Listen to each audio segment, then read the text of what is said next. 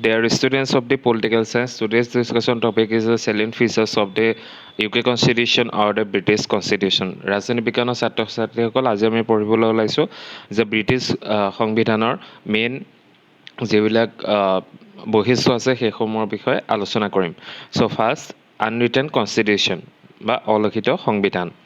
It has never been made or codified in the form of a book. So first salient features of the UK Constitution is the unwritten constitution. যে British কনষ্টিটিউশ্যনখন হৈছে এখন আনৰিটেন বা অলিখিত সংবিধান বুলি ক'ব পাৰি, য'ত কোনো তৈয়াৰ হোৱা নাই বা ইয়াৰ কোনো এটা ফৰ্ম এখন ডকুমেণ্ট হিচাপে বা বুক হিচাপে এইটো কোনো ফৰ্ম নাই। যে যিবিলাক এভলিউশ্যনাৰী ল আছে বিভিন্ন সময়ত যি ধৰণে ৰজাসকল আহিছে সেই হিচাপে কি কৰিছে যে প্ৰেজেঞ্চ অফ মাইণ্ডছে ইয়াৰ যিবিলাক ৰুল ৰেগুলেশ্যন সেইসমূহ কি কৰিছে যে অপাৰেট কৰি গৈ আছে। অ'কে, বাট চাম of the written documents are also exist in the British Constitution as called the British Constitution. So, like the Magna Carta, Bill of Rights, mainly the statutes of the British Parliament.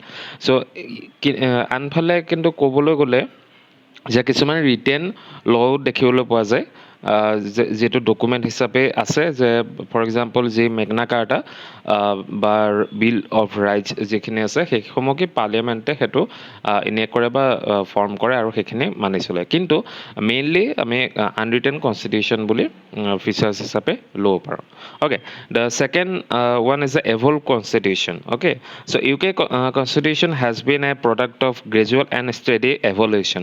চ' যে ই বিকাশৰ দ্বাৰা বা বিকাশৰ গতিত আছে। কনষ্টিটিউশ্যনখন এনেকুৱা নহয় যে এখন ডকুমেণ্ট হিচাপে ৰখি আছে, তেনেকুৱা নহয়, কাৰণ ইয়াত ডকুমেণ্ট নাই বা ৰিটেন ফৰ্মত নাই। গতিকে সেইটো কাৰণে কি ইয়াত এখন ইভলিউশ্যন অৰ্থাৎ ক্ৰমবিকাশ হৈ আছে লাহে লাহে। যে কোনোবা এজন ৰজা আহিল, তেওঁৰ ট্ৰেডিশ্যনত নিজৰ ৰুল ৰেগুলেশ্যনবিলাক উলিয়ালে বা পাৰ্লিয়ামেণ্টে উলিয়ালে। গতিকে তাত কি নাই যে কোনো এটা ডেফিনেট কথা নাই যে এইখিনিয়ে মানি চলিব লাগিব বুলি। অ'কে, চ' সেইটো কাৰণে কি বিভিন্ন সময়ত বিভিন্ন ৰজা বা পাৰ্লিয়ামেণ্টাৰী যিবিলাক গভৰ্ণমেণ্ট আছে তেওঁলোকে বিভিন্ন সময়ত বিভিন্ন ধৰণে কিছুমান ৰুল ৰেগুলেশ্যন উলিয়াই আছে, আৰু সেইটো কাৰণে কি ইয়াত এভল্ভ কনষ্টিটিউশ্যন বুলি কৈছে। Okay, then third one is a flexible constitution. It can be amended by an ordinary law passed by UK Parliament. So flexible বা নমনীয় সংবিধান বুলি ক'ব পাৰি, বা ৱৰ্ল্ডৰ যিটো as a largest flexible constitution is called as British constitution. Okay, so' ইয়াতে এমেণ্ডমেণ্ট যিটো থাকে, যে সংশোধন কৰিবলৈ যিটো প্ৰভিজন থাকে, আমাৰ ইণ্ডিয়ান কনষ্টিটিউশ্যনত বিভিন্নটা স্তৰ পাৰ হ'বলগীয়া হয়। কিন্তু UK যি কনষ্টিটিউশ্যন আছে সেইখন এমেণ্ডমেণ্ট বা সংশোধন কৰিবলৈ কোনো ধৰণৰ প্ৰচেছ বা ষ্টেজ পাৰ কৰিব নালাগে। তাত কিছুমান অৰ্ডিনেৰী ল যিবিলাক সাধাৰণ আইন আছে সেইবোৰ UK পাৰ্লিয়ামেণ্টে বা সংসদে পাছ কৰিব পাৰে, আৰু সেইটো কাৰণে তাক এমেণ্ড কৰিবলৈ বা সংশোধন কৰিবলৈ একদম ইজি হয়। গতিকে ইজ এ ফ্লেক্সিবল কনষ্টিটিউশ্যন বা নমনীয় সংবিধান বুলি কৈছে। Then the hereditary and constitution monarchy. The UK constitution based on the limited monarchical form. Okay, so hereditary যে বংশানুক্ৰমিক আৰু কনষ্টিটিউশ্যনেল মনাৰ্কি, যে সাংবিধানিক যি ৰাজতন্ত্ৰ সেই কথাটো বুজাইছে। যে হেৰিডিটেৰী আমি জানো যে তাত বংশানুক্ৰমিক এজন ৰজাৰ পিছত এজন ৰজা, ল'ৰা বা যদি ছোৱালী থাকে তেনেহ'লে এজ এ কুইন, সেই হিচাপে কি হয় যে কুইন বা কিং হয়। আৰু তাত আছে কনষ্টিটিউশ্যন মনাৰ্কি। যে কনষ্টিটিউশ্যন মনাৰ্কি এটা মনাৰ্কজন ৰজাজনে যে এনেকুৱা নহয় যে কনষ্টিটিউশ্যন বা যিবিলাক প্ৰভিজনছ আছে, যিবিলাক নীতি নিয়ম আছে সেইবিলাক মানি নচলিব। গতিকে তেওঁ যিটো ৰাজতন্ত্ৰ বা যিটো ৰাজ্যৰ ভাৰ বা পাৱাৰ্ছ এণ্ড ফাংচনছ সেই বস্তুটো লিমিটেড হয়। অ'কে, এবছলিউট নহয়, লিমিটেড হয়, চৰম নহয়, ই সীমিত, কিছুমান সীমাবদ্ধতাৰ মাজতহে চলিব লগা হয়। Okay, so' that is called the hereditarian constitutional monarchy. Then the bicameralism. Okay, the British Parliament can be the character of the bicameralism, is known as the upper house and the lower house.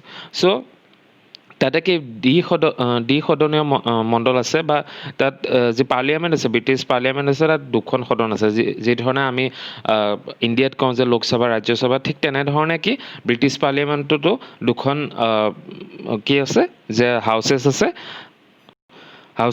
আৰু য'ত কি হয় যে upper হাউচখনত কি বুলি কোৱা হয়, house of lords, and lower house is also' called as house of commons. Okay, so' সেইটোৰ কাৰণে কি তাত বাইকেমেৰেলিজিম যিটো কথা বা বাইকেমেৰেল পাৰ্লিয়ামেণ্ট বুলি সেই UK কনষ্টিটিউশ্যনত তাত ক'ব পাৰি। অ'কে, এজ এ ফিচাৰ্ছ হিচাপে ল'ব পাৰি। Then 6, a large number of the conventions. The British Constitution is a form of conventional form. Okay, conventional. What is conventional? কিছুমান নীতি নিয়ম, কিছুমান অলিখিত নীতি নিয়মৰ ওপৰত ফৰ্ম হয়। অ'কে, চ' তাত কি বিভিন্ন ধৰণে অলিখিত নীতি নিয়মবিলাক চলি আছে, কাষ্টমছ ট্ৰেডিশ্যন, সেইবিলাক প্ৰিন্সিপলছ মিলাই পেলাই কি যে কিছুমান ল বা যিবিলাক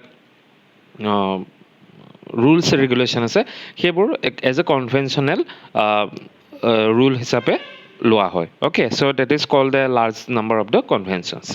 then number 7, unitary constitution. All powers are vested in the hands of the central government of UK। So' unitary, okay, যে ইউনিটেৰী মানে হৈছে একত্ৰিত সংবিধান বা এজনৰ হাততে যাৰ পাৱাৰটো থাকে। অৰ্থাৎ যদি আমি ক'বলৈ যাওঁ UK কনষ্টিটিউশ্যনৰ ক্ষেত্ৰত যে চেণ্ট্ৰেল গভৰ্ণমেণ্টৰ হাতত কি অধিক ক্ষমতাখিনি আছে বা সৰ্বোচ্চ ক্ষমতা কাৰ হাতত আছে, চেণ্ট্ৰেল গভৰ্ণমেণ্টৰ হাতত। অ'কে, তাৰে কিছুমান লোকেল বডিজ আছে যিবিলাকৰ নিজৰ ৰুল ৰেগুলেশ্যনবিলাক কিছুমান দিয়া হৈছে, সেইবিলাকে লোকেল বডিজবিলাকে সেইবিলাক চোৱা চিতা কৰে নিজৰ এৰিয়াত বা লোকেলিটিজবিলাক যিবিলাক আছে। অ'কে, চ' সেই হিচাপে কি যে ইউনিটেৰী ফৰ্ম অফ কনষ্টিটিউশ্যন বুলি কোৱা হয়, কাৰণ তাত চেণ্ট্ৰেল গভৰ্ণমেণ্টে অল ইন অল বুলি কোৱা হয়, তেতিয়া তাৰ ওপৰত কোনো গভৰ্ণমেণ্ট নাই বা চেণ্ট্ৰেল গভৰ্ণমেণ্টে যি কয় সেইখিনিকে মানি চলিবলগীয়া হয়। গতিকে সেইফালৰ পৰা আমি ক'ব পাৰোঁ যে যি কেন্দ্ৰীয় চৰকাৰ আছে তাৰ হাতত বিশেষভাৱে কি আছে, পাৱাৰ্ছ আছে যিবোৰ UK constitution as a features হিচাপে ইউনিটেৰী কনষ্টিটিউশ্যন ৰিফ্লেক্ট হয়। Okay, the number last 8, the sovereignty of the parliament. The British parliament is only the legislative body in the country with the unfettered power of legislation. Okay, চ' ইয়াত কথাটো কৈছে যে ছভাৰেণ্টি অৰ্থাৎ যে যি সংসদ আছে ব্ৰিটিছত যি সংসদ আছে সেই হিচাপে তাৰ সাৰ্বভৌমত্বটো অধিক বেছি, কাৰণ যিবিলাক ল পাছ হয়, পাৰ্লিয়ামেণ্টে ল পাছ কৰে, সেইবোৰ কি যে কোনো কিং বা কোৰ্টে তাক ডিনাই কৰিব নোৱাৰে। অ'কে, বা ৰিজেক্ট কৰিব পাৰে, cannot deny or reject by the court or what king or queen. Okay, so' সেই হিচাপে ব্ৰিটিছ পাৰ্লিয়ামেণ্টৰ যিটো ছভাৰেণ্টি বা ক্ষমতা, অ'কে, সেইটো অধিক বেছি।